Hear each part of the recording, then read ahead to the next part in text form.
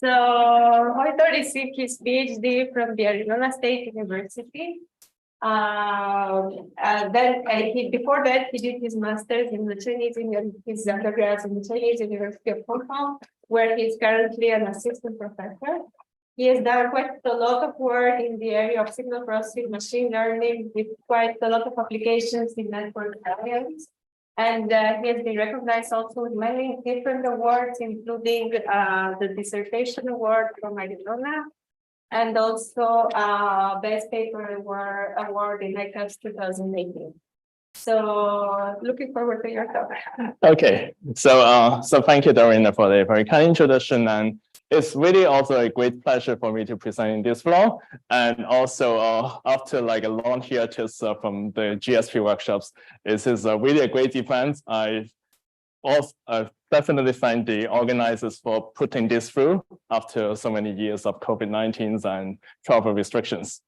So the talk today I'm going to present about is on the topics on low pass or GSP, which is actually, if you have heard about graph signal processing, you have probably heard about low passness, and you've probably heard about graph frequency analysis of graph signals. So today I'm going to actually have a thematic discussions about what can low pass signals in GSP do for us. So I'll actually be focusing on two main topics. One is actually on how we can actually model data and where we can find these low pass signals. And secondly, what can we do about it? Like, for example, what can we learn from this graph data, and what are the corresponding implications of this on other trendy topics, such as, for example, graph machine learning and etc. So let me actually begin with a slide that probably you will see this again and again in the next 2 days. So first of all, just to explain what is our motivation right here.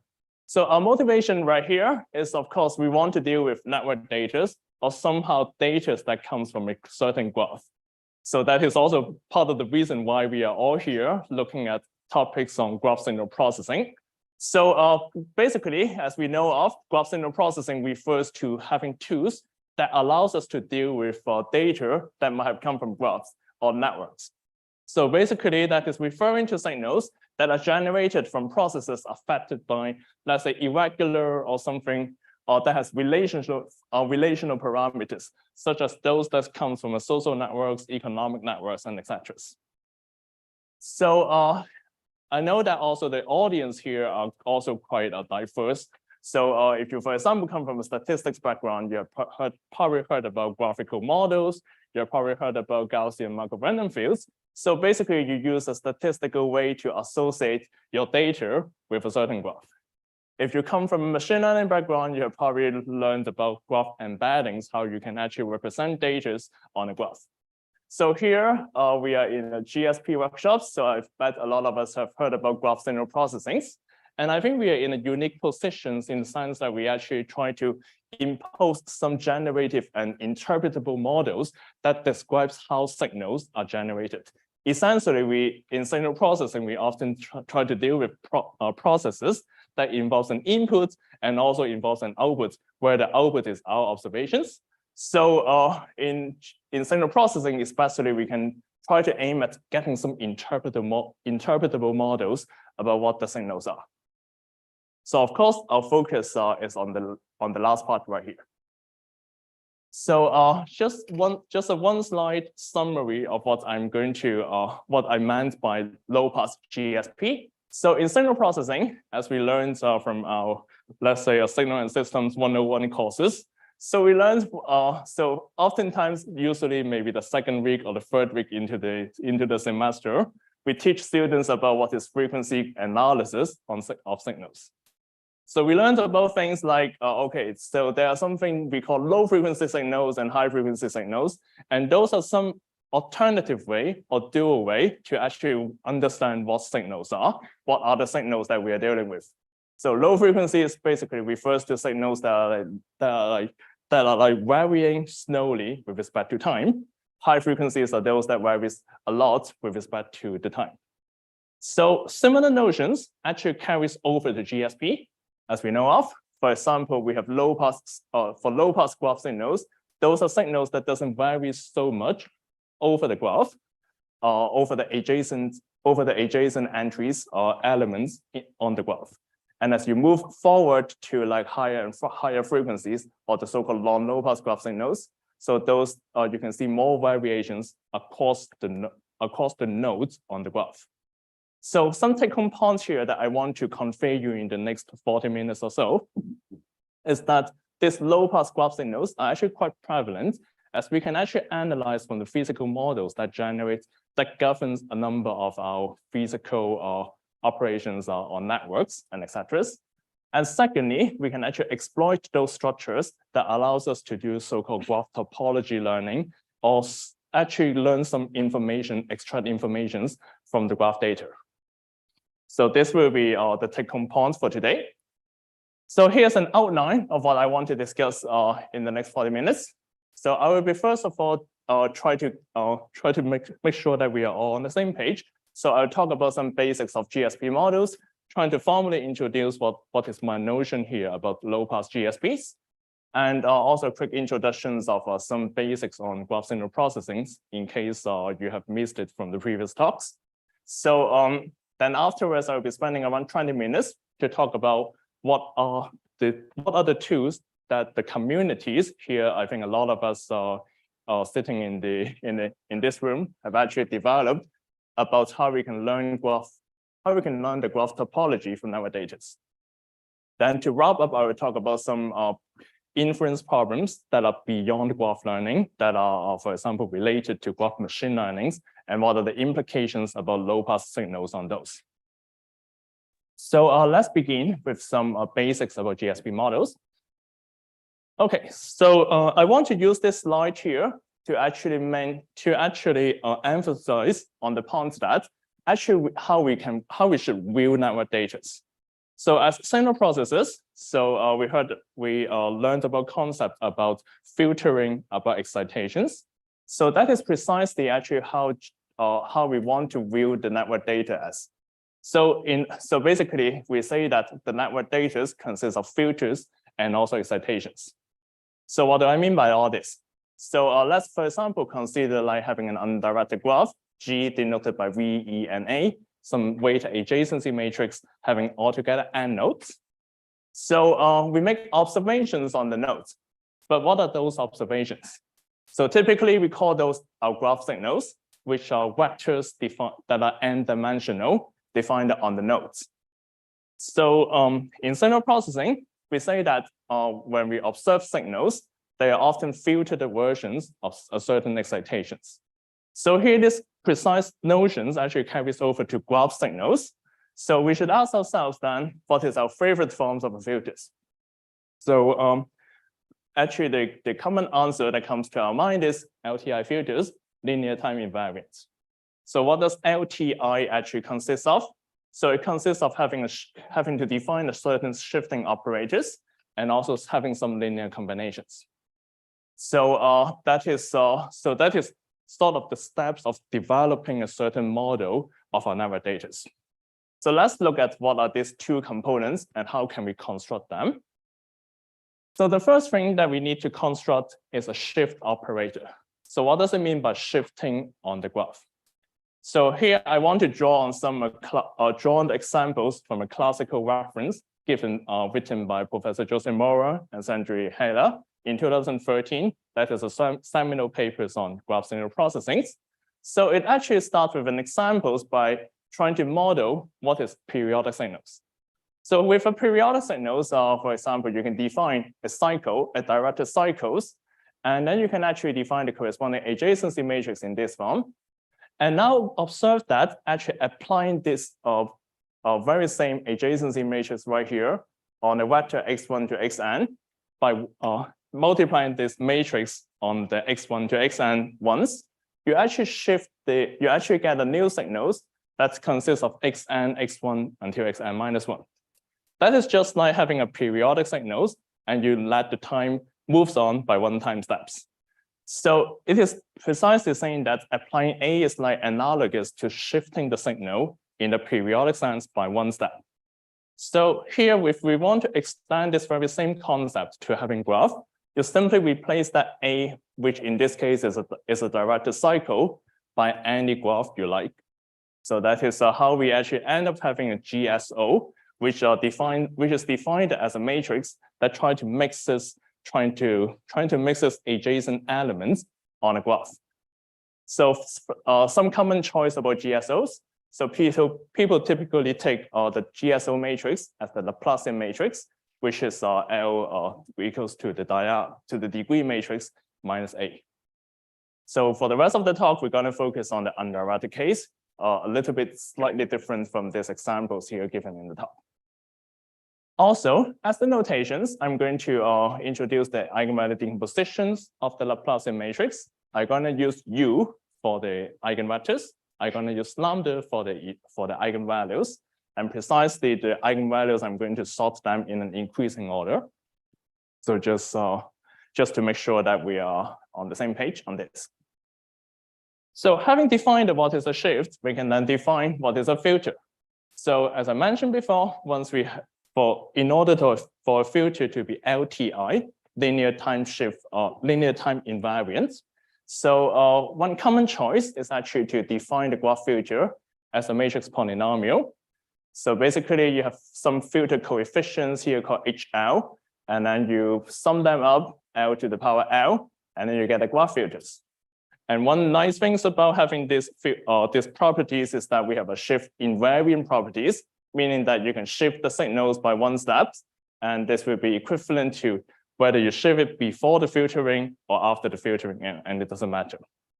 So our perspectives here is that network data are often shall be modeled as some filtered graph signals, in the sense that what we observe here as the network data should be Y, which is like the output of filtering an excitation signal X after the filter H of L right here. So that is how we like to view our network data. So I'm going to tell you some examples about why this makes sense and also what types of filters shall be involved later on. So now once we have filters, so also going back into our memory lanes, thinking about what we can say about filters. So previously we described about like what we call like a shift domain version of interpreting a filter. We can of course also impose a frequency domain interpretation about filters. But what does it mean by low frequencies and what does it mean by high frequencies in a graph in the graph domain? So this actually involves using this actually relates to how we can calculate, how we can evaluate the variations of a graph signals over the graph itself. So one common choice here is to use the total variations on the graph. So basically we can define an operator as of X right here to be just summing up the differences of the signal values between any adjacent entries. So this can also be rewritten as a quadratic form in terms of the graph Laplacian matrix. So this actually allows us to directly then connect the eigenvalues of the Laplacian matrix to the frequencies of the signals. So because remember that we sorted our eigenvectors in an increasing order. So if you try to substitute UI into this form of this total variations, then UI, S of UI directly gives you lambda I.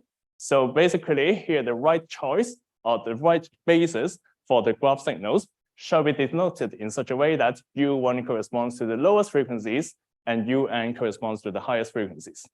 And that is actually the very same pictures I showed you just a few slides ahead. But basically you see that as you increase, when you move from U1 to UN, you see more and more variations over the graph. So basically here, this is what we will use as the right basis for the graph signals on the graph. So now that having all these notions about low frequencies and high frequencies on the graph, we can then define graph Fourier transform. Fourier transform, as we know, is a tool to analyze signals from in terms of its frequency contents. So here, graph Fourier transforms essentially uses the basis that I defined earlier on, U, apply on the signals, and then you have a frequency domain representations of the graph signals. So here we can actually define then the transfer functions or the frequency response function of a graph filters by just looking at looking at the using the very same frequency response function defined as a polynomial and apply on the on the graph frequencies of the graph filters. So you can define H tilde to be the frequency response of the graph filters. So we have the very familiar convolution theorems that basically says that if I apply the filters y equals to HL times X, that will be the same as actually in the frequency domain, that will be just an element-wise product between the frequency response of the filter and also the transformed frequency domain representations of your excitations. So here, this H tilde really controls your frequency response of the filters. So just like in discrete time signal processing, we can also classify the filters that are involved right here as to either low pass, band pass, or high pass.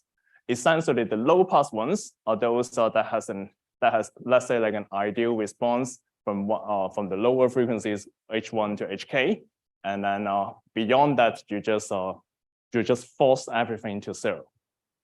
So I should also mention that designing graph filters is an active domain of research, and I think a lot of us here, some of you in the floor here are involved in, actually not in the floor, but anyway. So for example, Alvin, Fernando, David, and Santiago, so they recently have a very excellent overview papers on graph filters designs and how does it work for signal processing and machine learning. Okay, so now we're in a position to let me formally define what do I mean by low pass graph filters. So let us look at the following. So as I explained it previously in the slide before, so a low pass filters shall be one that attenuates those graph frequencies that are on the high side, and at the same time keep those that are on the low side. So previously I gave you an examples that is sort of like an ideal low pass filters that give us that, and that actually destroys everything that are beyond the certain bandwidth. So of course we don't have ideal low pass filters in many applications. So here we take on a more relaxed notion here, which is given by the following definitions, saying that, so suppose that let us fix K to be the desirable bandwidth, integer K right here. And I'm actually trying to calculate the ratio between the frequency response of my filters at the high frequencies and the low frequencies. So among the high frequencies, I'm going to take the largest values at the largest frequency response at the higher frequencies, and also take the smallest frequency response at the lower frequencies, and calculate the ratio between them. So basically, you can realize this from the figure here on the right-hand side. So for low pass filters, basically we expect to see a frequency response that looks like the figure on the right-hand side. So having a low pass filter, we can define what is a low pass signals.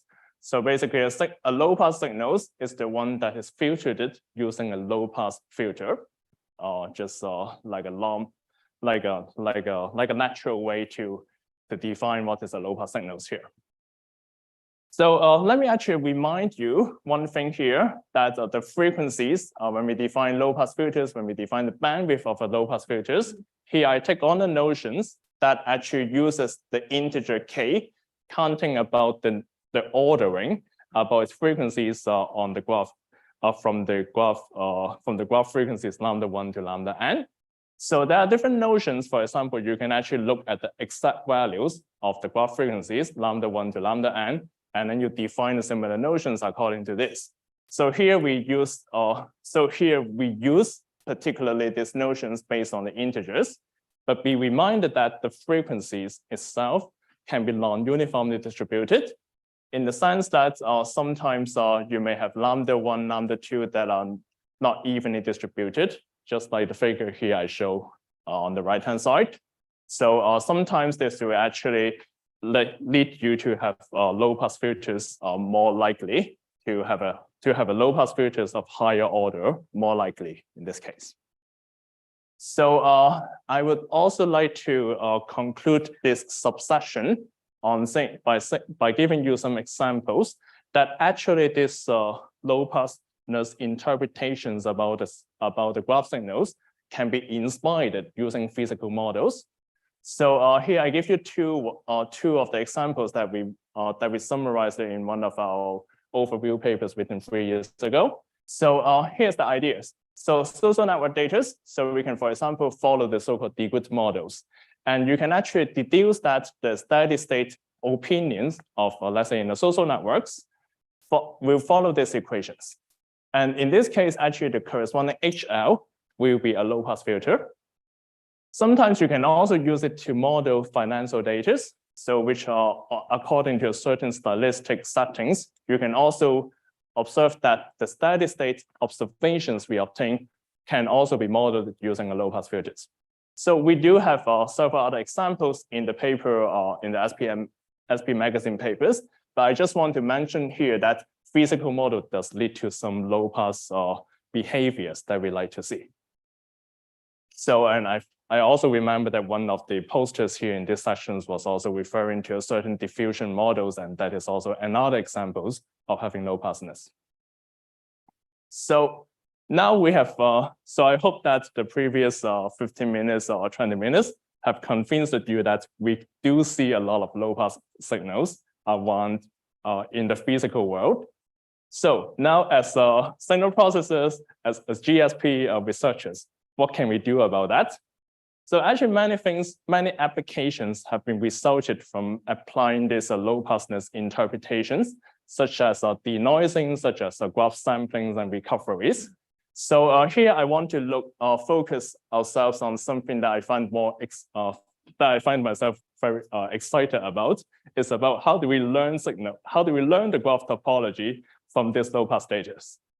So particularly, I'm going to focus on how we can do graph learning from those. So let me actually then describe the general setup right here. So here, first of all, our objective, our main goal is that I give you a bunch of observations that are possibly low pass graph signals. And I want you to tell me what is the underlying Laplacian matrix or some information about the Laplacian matrix right there. So the hypothesis here that I'm gonna make is that there's a number of graph signals that I observe, and they are all generated from this filter and excitation model, given in the following generic form. So I observe YT, which is each one of them generated by HL times B times that of T. So here, H of L, as I explained previously, is the low pass filters, can be a K low pass. I don't specify the bandwidth here for now. And also the set T here is a zero mean signals. So altogether, this B set T is actually the excitation that we actually feed into the graph filters. So here, I'm going to use a more generic settings here. I use there's a B matrix, which actually shapes how the excitation looks like. Kind of like you may interpret this as defining the pattern of the excitations. So here, this B matrix can be a tall matrix, which tries to model some excitations that can possibly be low rank. So now the question still remains, I want to know L from these observation models. So actually the community, in the GSP communities, we have worked a lot. We have actually proposed a lot of different algorithms and methods to try to learn this L from the observation models. So actually one way to interpret this result is actually that to think about this that they actually try to use two various properties to learn the graph topologies from the data. And there are actually some consequences of having low pass signals. Number one is actually what we call the smoothness properties, which directly enables us to do graph topology learning. And other properties that we can also exploit later on, as I'm going to describe next, is that low pass signals generally lead to some low rank observations in terms of, for example, the covariance matrix, or basically just the observations you get. So they actually allows us to do something that we call the graph feature learning. For example, knowing what is the graph centralities of different nodes, knowing, for example, like the community structures of the graph. So I'm going to explore about what are the consequences. I'm going to talk about what are the consequences of having these two properties of low-pass signals. So first properties, smoothness. So one observation here is that suppose that now my graph filters is a K low-pass graph filters, and I'm going to observe my graph signals filtered by such K low-pass graph filters. And suppose that I have some excitation signals that is essentially a full rank right excitations. Essentially, you have stationary graph signals. That means a B equals identity as in the previous slides. So now you can actually try to evaluate the smoothness measures, that is the graph total variations of that signals in expectations. So after some approximation, after some calculations, you will find out that, hey, actually this smoothness graph total variations is pretty close to 0. So that gives us the insight that the low-pass filtered graph signals should be somewhat smooth with respect to the graph Laplacian matrix. So then there comes a very wonderful idea, which was proposed by Sharon in 2016.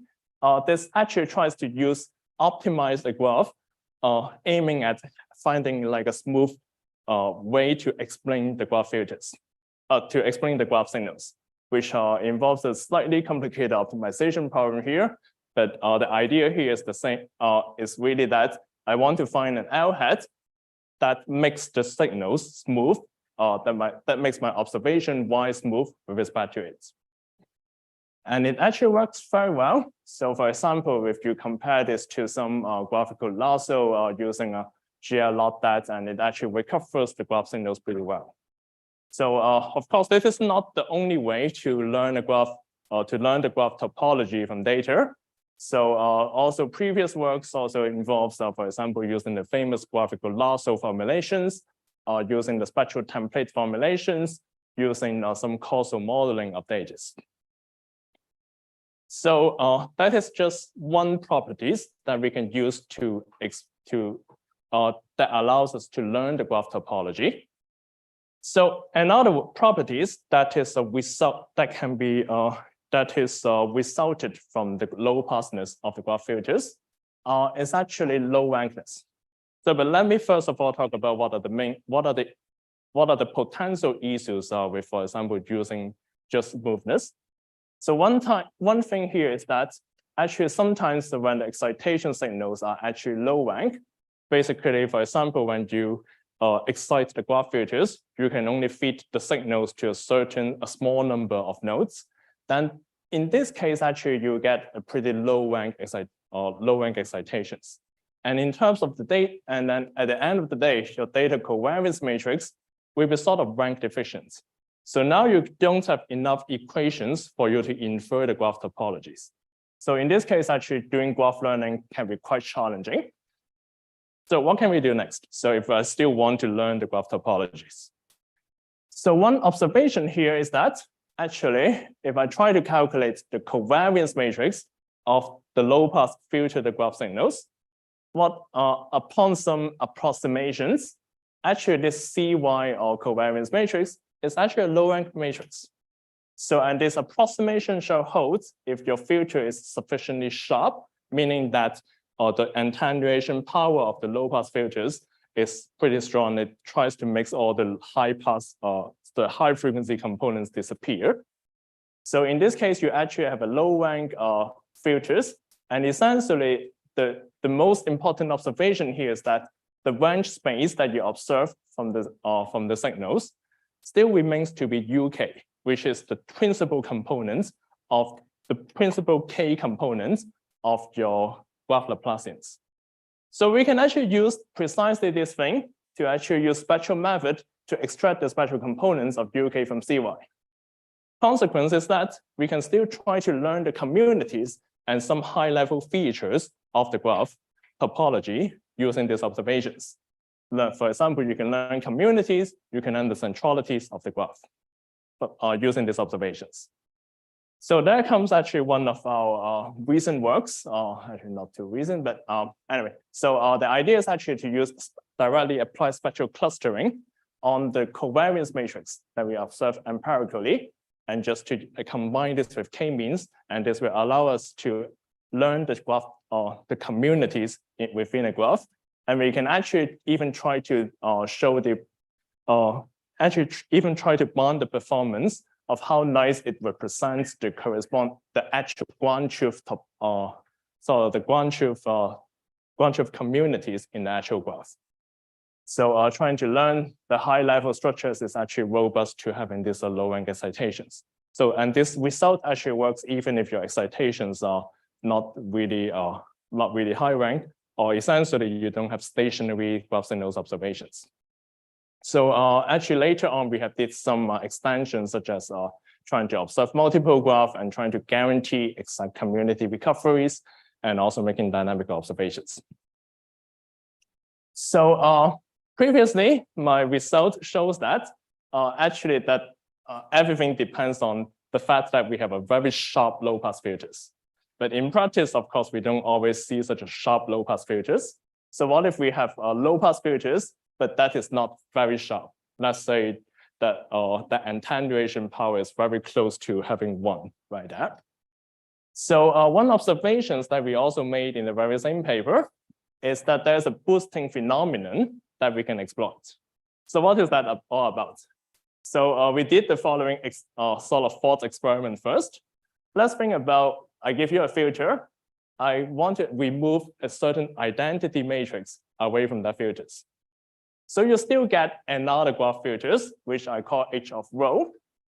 But the nice thing here is that if I try to calculate the frequency response, so previously, maybe your filter, your bad low pass filter, may have a frequency response that looks like this. Now I try to remove that rho, that DC component from the filters. I actually boost it to make it look like this. Now you can try to use the definitions that I gave previously, try to calculate that sharpness of the low pass filters. So before that, you actually get something like 0.8, which is quite close to 1. And now after the boosting, you actually improve it to 0.2. So we believe that actually by applying spectral clustering on that new filters would be doing a good job. So that is actually the dream that we get. So but how do we get these low pass filters right there? So the one idea that we found is that if we furthermore, for example, know that the B matrix right there is sort of a sparse matrix, then we can actually apply the following sparse and low rank decompositions to actually, and furthermore apply some kind of robust PCA formulations to estimate the low rank components and also the sparse component at the same times. So this allows us to actually improve the performance even if the original filter is not really that long low pass, not really that sharp. So also we observe that as we increase the excitation rank, then we actually get better and better performance approaching that of using the actual spectral clustering on the real graph topology. So we also later on extended this work to actually learn the centrality of the graph of the underlying graph. So so the mechanisms here works pretty much the same way, but with the difference here being that we just need an even simpler process that basically involves a simple PCA procedures. And we can also analyze similarly the performance about it with respect to the graph filters sharpness. So here in this work, we also make an extensions by actually looking into the case where if we even don't know the excitation signals at all. So the idea here that we exploit is actually just to use non-negative matrix factorizations to actually, first of all, factorize the signals into 2 parts, one that involves the set, one that doesn't involve the set. And secondly, we combine this with robust PCAs, and we can still guarantee good performance, for example, if the rank of the excitations is high enough. So related works, we also see some recent works by Santiago's groups on the centrality ranking. So here's a bunch. So I want to show you some numerical simulations that we did on using this NMF approach of learning the graph centralities. And actually, if the filter is pretty bad, actually our approach can still make pretty good estimations on the graph central nodes with respect to the increase of the excitation rank, and also on different types of graph topologies. So as an illustration, so you can see that here, if I have a weak low-pass filters, that is a filter which is not essentially very sharp. So if you just apply the simple PCA mechanisms, you actually detect some nodes that are not very central at all. But using the NMF approach, we actually get something pretty close to some central nodes that we can perceive from the graph right here. So we also try to apply this on some real data with the belief that central nodes are those that are most representative of, let's say, the stock market, of, let's say, the Senate discussions. So we find that actually we can find nodes that are more central, that are more correlated with the actual overall stock market. Let's say here we're comparing the stocks in the SP 500 index with the actual SP 500 index marks. So there's also an extension of this work, which is going to be presented by my student Yiran late tomorrow or the day after tomorrow. So actually trying to do multiple graph centrality learning from streaming data. So these are some works that I try to summarize about what we can exploit from the low rankness of data. So another types of task of graph topology learning that I believe can be benefited from using the low rankness assumptions is what can we do about past observations. So what's the motivation here? So typically in many settings, when we do graph topology learning, when we observe graph data, there are some nodes that are always hidden from us. So we don't observe the signals on them at all. So imagine if you, for example, have a graph, or imagine, for example, when you're trying to deal with like social networks. So there are tons of people interacting on Facebook, on Twitter, and you try to use your web crawler to gather those data from the social networks. That's never enough. There are always some people that you don't observe at all. So, but they do still influence the others. For example, maybe they don't interact on Twitter, but maybe they interact on WeChat, maybe they interact on Facebook. So we never get to observe all of them. So the hidden nodes, we make inferentials and try to affect your observations. So here, the actual model should look like this. So my entire graph extends to everywhere, but now that my observations only consist of a subset of all the nodes in the graph. So that is to say here, I still follow the same model, y equals to HL times X. But on the other hand, I only get to observe Y ops. And for example, and also the corresponding subgraph here, L is denoted by LOO. So what can we do about this? So given by these settings, there are actually two types of tasks that we can try to consider. So the first task is actually try to with a more reachable goal, in the sense that, hey, since I only got to observe those nodes in VOps, why don't I just limit myself to say that, let me try to say something about LOO, that is the subgraph among the observable nodes. So that is actually something that I think some of us here sitting on the floor have considered. So once again, we can actually use two different approaches to derive different algorithms to do graph topology learning. First way, of course, is leveraging smoothness. And actually, there's this nice work from Samuel and Antonio and Andrea last year in SIPN that actually tries to leverage smoothness to learn the graph topologies from the observations. So they made a very nice observations here. that tries to characterize the smoothness term here with respect to the quadratic graph total variations. They observe that actually one part actually corresponds to low rank signals if the number of hidden nodes is actually much smaller than n, and also observe that the last part is always non-negative. And they actually factor this into their optimization formulations to deduce these very nice formulations, the convex optimization problems, to learn about the graph topology in this sense. So can we also look at this problem from another angle?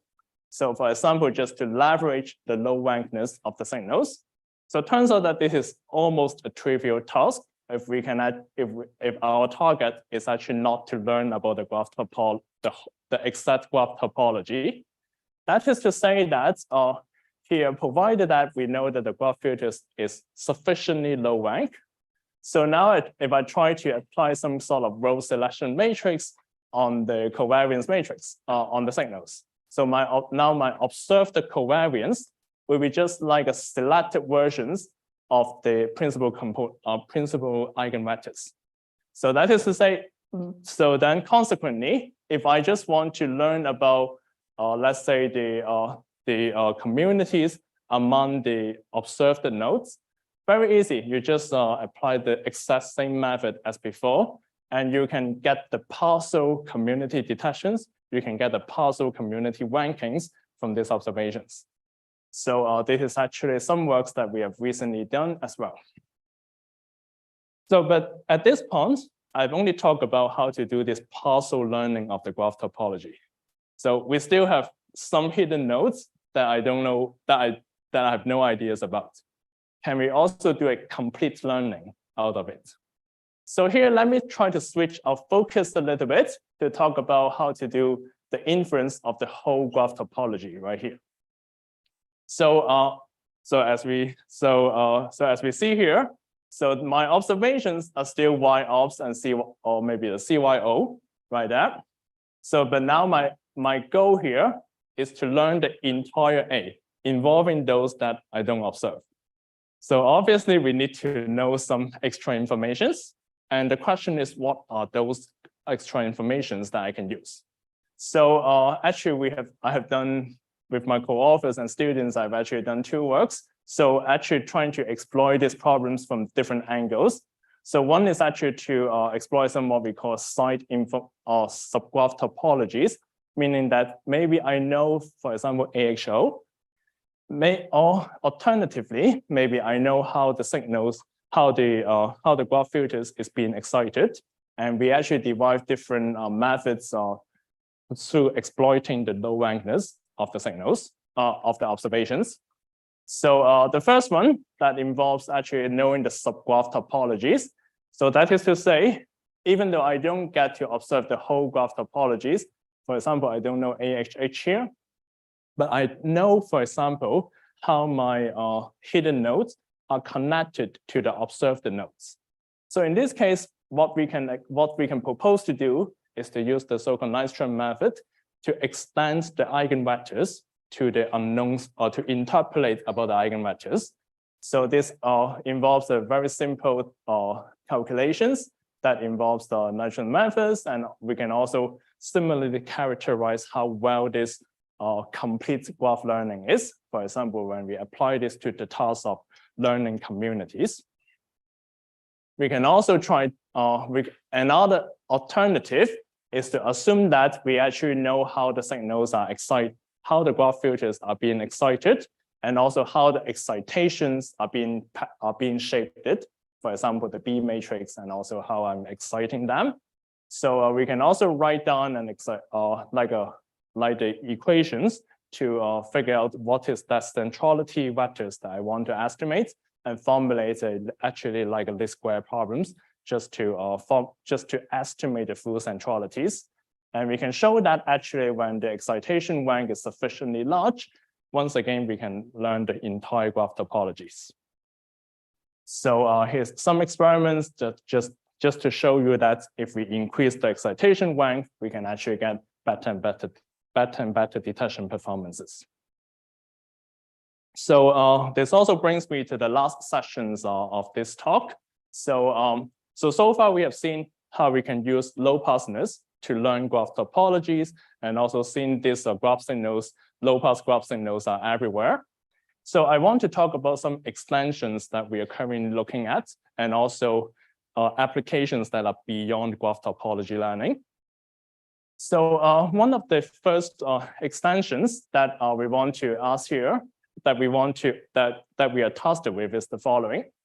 So now we've seen so many nice properties about low pass signals, but where are we sure that they are there? So we ask the questions of, how do we know if the set of graph signals are low pass from the beginning? So one experiment that we actually did right here is that if I try to infer graph topology from some non-low pass signals, so you can apply, for example, the previous algorithms to learn the entire graph topologies, and they can be actually quite deceptive. For example, when the ground truth looks like this, if I try to use the GLSec web algorithms on some non-low pass graph signals, that is the graph topology that I learned, which looks totally different from the original one. So there's something quite deceptive that can actually make us make a lot of wrong decisions later on, if I didn't know the graph signals are low pass or not. So here the challenges is that, especially in the task when we want to do graph topology learning, if I blindly believe that my signals are low pass, maybe it's not too good. So is there some way to actually detect whether the signals are low pass or not? So here the challenges is that I don't know the topologies, because maybe at the end of the day, I want to do graph topology learning, and also the filters are unknown. And as a little bit of warning, this problem is actually quite ill-posted, because you may also argue with me that this is actually the graph topology that you are dealing with at the beginning, and you're applying a low-pass filters on that. So that is there's some kind of a ill-postedness issues here. So of course here we need to make some additional assumptions. For example, we do want to assume that we know a priori that the graph topology, or that the graph that we are trying to learn, that we are trying to deal with, where the signals are defined on, actually is defined on something what we call the modular graphs, meaning that the number of clusters is known in priori, and they're pretty small in compared to the actual number of nodes of the graph. So one observation after making these assumptions, we observed that actually the signals actually have some particular spectral signatures, in the sense that they display some kind of piecewise constant behaviors if we try to sort the eigenvectors in an ascending orders. So now the idea that we propose is to measure these clusterabilities of the principal eigenvectors. And we can actually use it to robustify the graph learning procedures. For example, like here we look at a case where the signals are corrupted by some non-low pass observations, a mixture of them. And we can actually, I think the colors are not very well represented, but here the middle one is the signals, is the graph topology learned from some corrupted data mixed with some high pass signals. And we actually propose a pre-screening procedures to actually remove those high pass signals from the data sets. And we learned a new graph that is actually closer to the ground truth.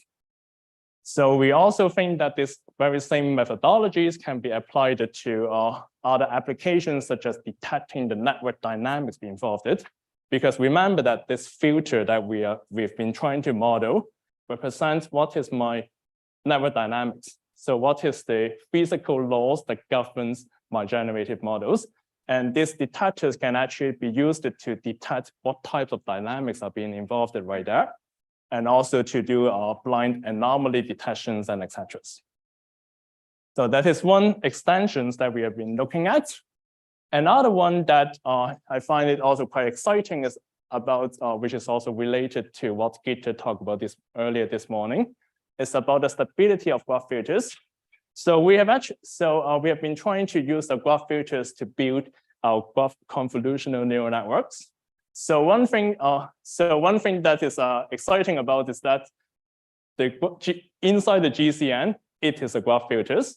So a graph filter has some frequency domain properties that we should actually try to study to see what are the consequences of it. So one notion that actually recently is proposed by Bernardo et al. 3 years ago is the notions of stabilities that characterizes how sensitive the GCNs are and also the transferability properties of it. So existing results, most of them actually says that I want the number of edge rewires is pretty small. So here we actually deduce a frequency domain bound that actually depends on the low pass sharpness of the sharpness of the low pass filters with these notions right here. And we can show that the residuals actually goes to 0 if the edge rewiring mechanisms are done on the SBM perturbations. So this is the numerical results that shows that actually the low pass filters are more insensitive to edge rewiring. So we believe that actually this has some consequences, for example, to the generalization bounds of GCN learning. So actually one of the very recent works from Gitter last year published in NeurIPS 2022. Yeah, 2022. So it was actually talking about what is the sampling complexities of the graph of the message passing neural networks, and actually they analyze a bound that actually decreases with n the number of nodes. So basically trying to look at the behaviors of GCNs, MPNN, when the number of nodes goes to infinities. So we believe that actually these bonds at the moment actually doesn't depends on, for example, the Lipschitzness of the activation functions. And we believe that there might be some dependence on the graph filter, on the graph filter's properties. And I'm also referring to one of the recent works by Luis and also Alejandro and Luis Sharman on the transferabilities of the graph filters. And they have some works or some results that utilizes the spectrums of the graph filters, and which is actually quite nice results right there. So with that, I would like to wrap up my my presentation here. So once again, I want to repeat the take-home point here that low-pass graph signals are actually very prevalent. They are actually well explained by physical models. And furthermore, they have structures that allows us to do graph topology learning in a very effective ways. And furthermore, suppose, for example, it leads to properties such as smoothness, such as low rankness, that allows us to do graph topology learning in various provably efficient way. So related problems, we also discuss how do we detect low-pass signals, what are the connections between this and graph machine learning. So some perspectives right here. So I believe that the graph learning methods from partial observations still requires some works, because for example, if you look at the bounds that look at the derivations that I gave previously, most of them relies on the fact that the number of hidden nodes are quite small. But in reality, we often have situations where the number of hidden nodes are huge. And so it's for the case with social networks or economics networks. So also learning from multi-attribute signals, which I've seen several talks in the morning, they are also quite exciting. So because we know that graphs do not just live in isolations. And for example, in ecology networks, social networks, they are all interconnected in one way or another. And so we may need some new notions for graph filters and especially low pass notions of the product graph filters, for instance. So that will be it. So thank you for your attention. So thank you for your attentions, and thanks for the question.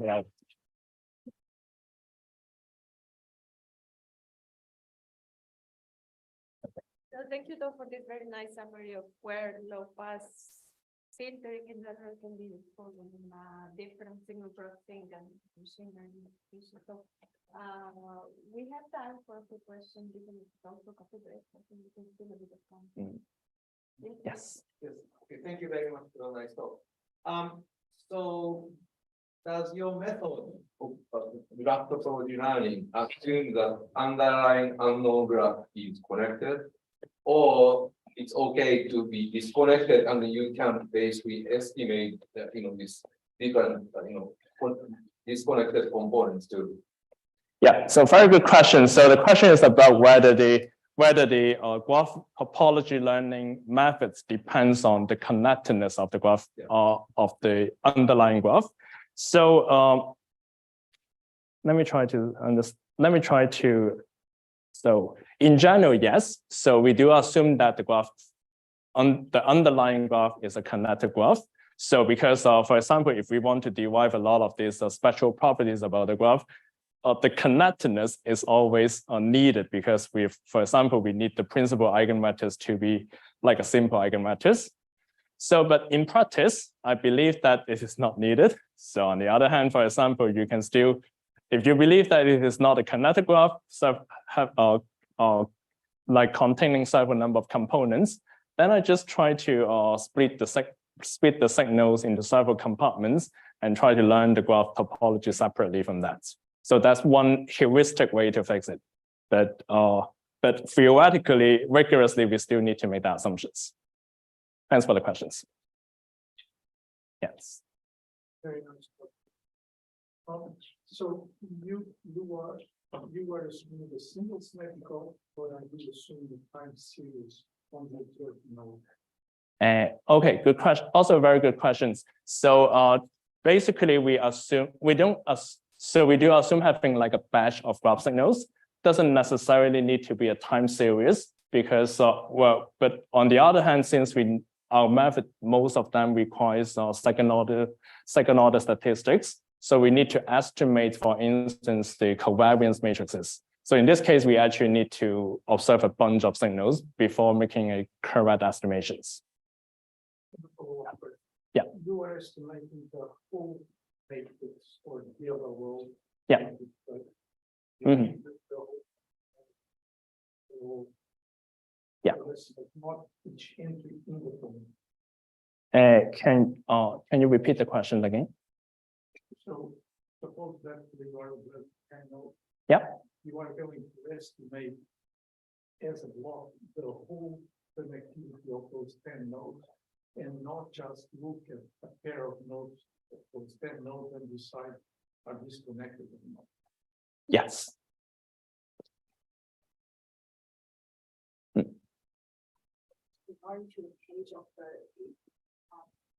But which one? Please, Serho. Yeah. Mm-hmm. I'm just wondering what do you mean by distributed? Because Mm-hmm. A to B, the most important age for A is still different in B. Is that just like the violation of no pass and signal will increase more age, but still we can one or with some full accuracy will be like. It's actually the whole accuracy that will be affected. So I realize that the illustrations here are not very clear, but actually you can see that some nodes are actually not connected in the B graph, but it's connected. I mean, some edges are actually present in the A graph, but not present in the B graph. And meanwhile, some edges are actually not present in the A graph, but present in the B graph. So basically, the accuracies in the B graph is like all messed up, basically. So my following question is like, show us figure 2015 on yeah. the graph. We actually make assumption about the signal with Gaussian smoothness. Yes. I'm wondering, this no pass signal function has any connection to the Gaussian smoothness? So basically here we didn't take the original notions of smoothness in a way. But on the other hand, we are actually using the observations that let me go to this. So we're actually using the insight right here that basically once you have low passedness, you can deduce the corresponding graph total variations of the signals. So suppose that, so that is to say that if I fit in the right Laplacian matrix into this formula, I do expect to see a small values right there. So then this is an alternative way that we can use to interpret the GLC web algorithms, because it's also minimizing, for example, this guy right there. So in this case, we do believe that actually low passedness also implies smoothness in this way. which also implies the Gaussian assumptions, which doesn't, no, it doesn't necessarily imply the Gaussian assumptions, even though actually, no, let me think about it this way. It doesn't automatically implies Gaussian assumptions, because in order for this one to work, it doesn't require Y to be Gaussian. We just rely on the second order statistics of Y right here. So it doesn't need to be Gaussian. Yeah. So for C constraint on the learned graph, or that integrated? Yeah, good point. So here we did, for example, that figures on slide number 30, we didn't use the sparseness assumption right there, but we do believe that actually, since the signals are no longer low pass, so you will still learn something quite different from the actual one, even though we didn't experiment with that. Thank you for the questions.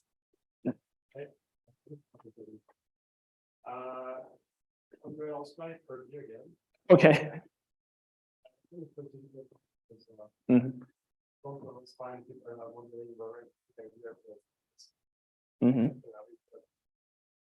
But then the method you get is the feature and stuff, removing the outliers and only on the interesting assumption.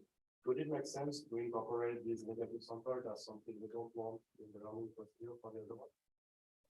So if I interpret your question correctly, is it to say that we want to use those we want to use those signals that we filtered out as to build up like a posterior to say that in the future when I see this should be discarded? Is it? You can see it as throwing away the negative samples and picking only the positive samples and learning from the positive samples.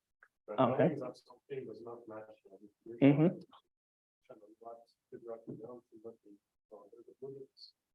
Bring more information inside of the learning process, or is it more only with the positive side? I see. So good question too. So so at the moment, the idea is that we just throw away those signals because we think they are not low pass and not helpful to the graph learning to the graph topology learning procedures. And regarding what we can make use of that, it also depends on what kind of assumptions we make about those filtered out signals, because they are not necessarily high pass signals.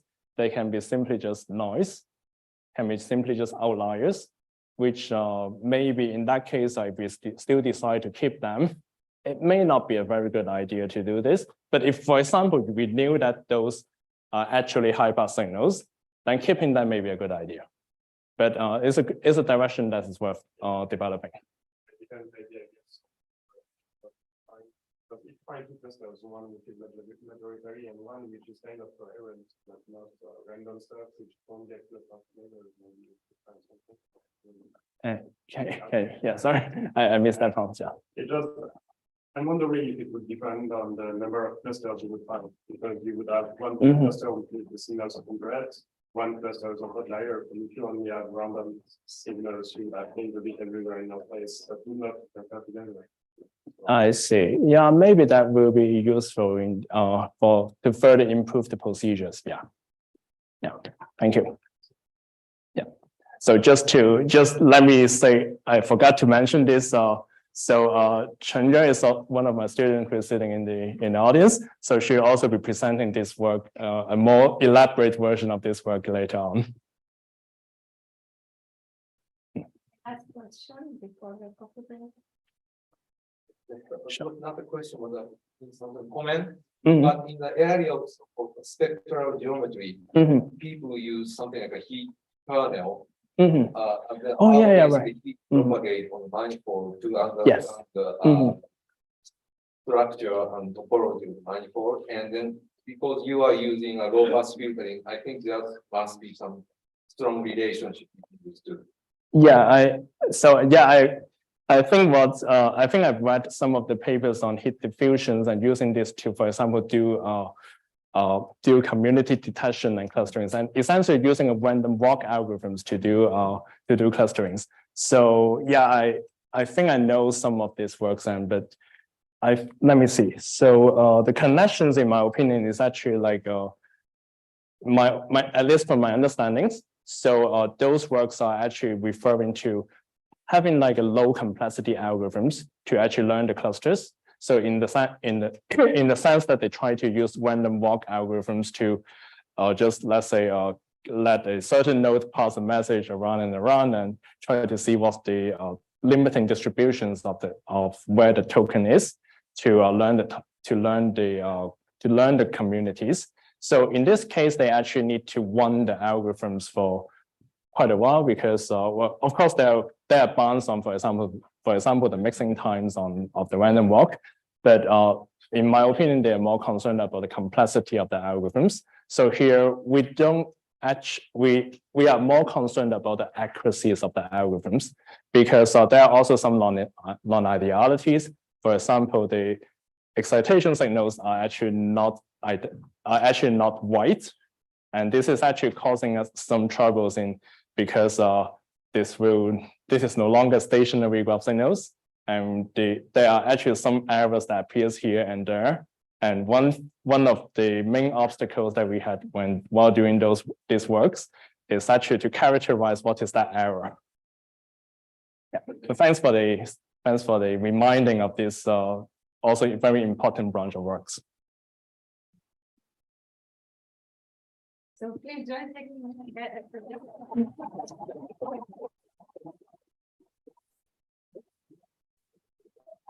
We will resume with the next session after